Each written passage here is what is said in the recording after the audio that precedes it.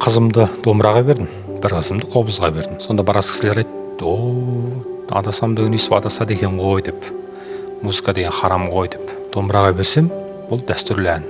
Домбыра тартып алып, жаңағы дискотекада шашын жайып алып билейін деп жүрген жоқ дедім де мен енді. Бұл ұлттық біздің құндылығымыз. Домбырам менің қазақ екенді білдіреді. Нағыз қазақ қазақ емес, нағыз қазақ домбыра дейміз ғой. Міне, нағыз қазақ домбыра. Қобыз. Домбыра тартсаң, күй тыңдайсың, дәстүрлі ән тыңдайсың. Осыны харам деп жүргендер бар да. Қай ұлтқа бармаңыз да, әр ұлттың өзінің бір аспабы бар. Домбыраға ұқсас, екі шекті, үш шекті домбыраға ұқсас, мына қырғызда бар, өзбекте бар, түркте бар, түркменде бар, білесіздер ме? Қобызға да ұқсас дүниелер бар. Адасқан деструктивті ағым мүшелері айтатын сөзі осы харам. Және әрбір ұлттың ұлттық киімі бар ғой. Ұлттық киімді жайлап шешеді, қап-қара киім кие бастайды. Ұлттық аспаптардың барлығын шығарып тастайды, еш нәрсе қалмады. Бір нәрсемен айналысайын десе айналыса алмайды.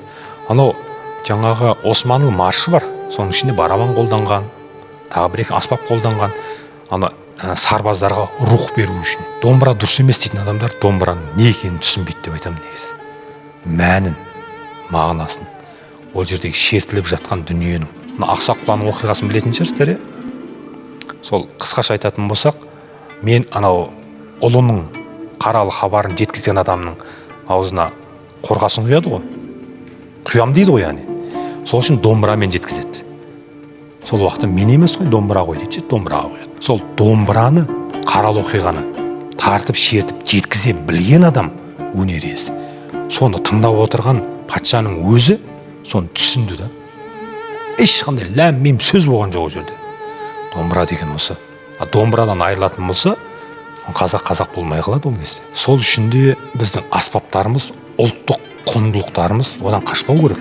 Оны қолдану керек, тарта білу керек.